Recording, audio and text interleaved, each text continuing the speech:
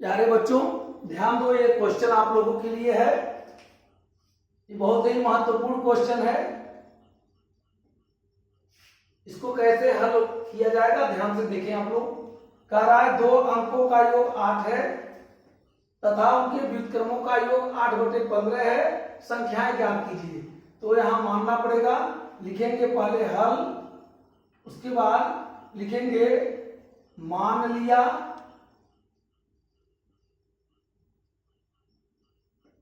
संख्याएं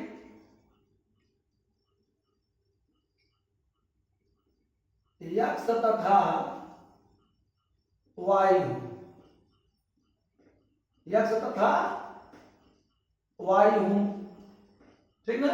तो पहला जो कह रहा है शर्त 2 अंकों का योग 8 है, तो दोनों अंकों को जोड़ दीजिए। ये संख्या मान लीजिए ये 32 दिया हुआ घर, तो 32 में ये 3 है और ये 2 है, दोनों संख्याएं हैं, दोनों को जोड़ दिया जाए। उसी तरह से ये संख्याएं दिया हुआ है x धन y, x और y, तो इसका योग कर रहा है 8 है, तो x धन y बराबर 8, समीकरण नंबर 1 हो गया। इसको समीकरण नंबर 1 मान लेंगे। अब ध्यान दें आप लोग, कह रहा है कि उनके व्युत्क्रमों का योग 8/15 है। व्युत्क्रम माने उल्टा, तो 1/x धन 1/y बराबर 8/15 ये दिया हुआ है। अब इसको हल कर लेंगे, y का गुणा 1 में करेंगे y धन x का गुणा 1 में करेंगे x बटे नीचे नीचे गुणा करेंगे xy बराबर 8/15, ठीक ना। ये समीकरण नंबर 2 हो गया। अब लिखेंगे समीकरण 1 तथा 2 से। अब ध्यान दें, समीकरण 1 तथा 2 से का मतलब क्या होगा, देख रहे हैं y धन x या x धन y बटे xy बराबर 8/15 दिया हुआ है। तो और समीकरण नंबर 1 में x धन y बराबर 8 दिया हुआ है, तो x धन y का मान 8 इसमें रख देंगे। अब ध्यान दीजिएगा, लिखेंगे क्या, y धन x बटे xy बराबर 8/15।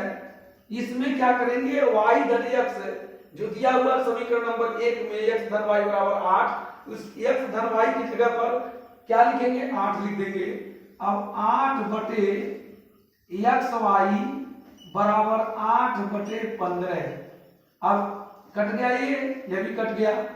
अब क्या बचेगा, ध्यान दें आप लोग, ये यहां बचेगा 1/xy बराबर यहां बचेगा 1/15। अब इसका गुणा 15 का गुणा 1 में करेंगे 15 बराबर xy, या xy बराबर 15 और y बराबर 15/x, 15/x। अब इसी को यहां y का मान समीकरण 1 में रखने पर रख दिया जाए। समीकरण नंबर 1 क्या है, x धन y बराबर 8 है, तो यहां y का मान रख दिया जाए। x धन y का मान कितना आया है, 15/x बराबर 8, ठीक ना। अब x का गुणा x में होगा, x² धन 15/x बराबर 8 हो गया। इसका गुणा 1 में करेंगे, यहाँ बटे 1 कर देंगे। अब x² धन 15 बराबर x का गुणा 8 में होगा 8x, ठीक ना। अब ध्यान दीजिएगा आप लोग, ये आपका यही वर्गांक, यही आपका त्रिपदी गुणनखंड बनेगा। अब हम यहां पर कर दे रहे हैं, ध्यान दें आप लोग, यहां हल कर देंगे इसको, ये द्विघात समीकरण बनेगा। x² धन 15 बराबर 8x, 8x को इधर लाएंगे, ऋण 8x धन 15 बराबर 0 हो गया। यहाँ 8x आएगा नीचे इधर, मतलब इधर बराबर इधर आएगा, तो ऋण 8x हो जाएगा, धन 15 बराबर 0। अब यहाँ 15 का गुणनखंड करेंगे तो 5 गुणे 3 होगा, और 5 और 3 जोड़ेंगे तो 8 हो जाएगा। तो यहाँ पर रख देंगे x स्क्वायर ऋण 5 धन 3 इंटू x धन 15 बराबर 0। अब x स्क्वायर ऋण 5x, 5 का x में गुणा होगा 5x, ऋण के कारण ऋण 5x हो गया, और ऋण धन का ऋण 3x, यहाँ 3 का x में गुणा होगा 3x, इस ऋण और धन का गुणा ऋण, तो ऋण 3x धन 15 बराबर 0।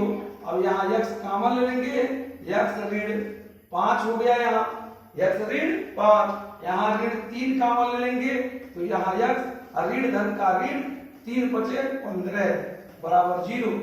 अब x ऋण 5 बराबर 0, यहाँ क्या होगा ध्यान दे, x ऋण 5 कॉमन हो गया और यहाँ क्या बचा, x ऋण 3 बच गया बराबर 0।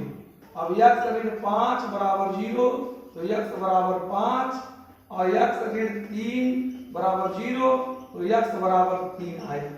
ठीक ना, संख्याएं क्या हो गई, अब ध्यान दें, x का मान 5, x का मान 3, तो जो संख्याएं हैं x का मान 3 आया। यदि संख्या में x का मान 5 है तो ध्यान दें, x के मान को समीकरण 1 में रखने पर रख दिया जाए, x धन y बराबर 8, तो x का मान क्या रख दिया जाए 5 धन 3 करें, y बराबर 8, तो y बराबर 8 ऋण 5, y बराबर कितना आया 3, एक बार यह आ जाएगा, और x धन y बराबर 8, तो x का मान आया है 3, अगर 3 धन y करेंगे तो 8, या y बराबर 8 ऋण 3 या y बराबर 5। ठीक ना, इस तरह से x और y का मान या तो 3 या तो 5, अतः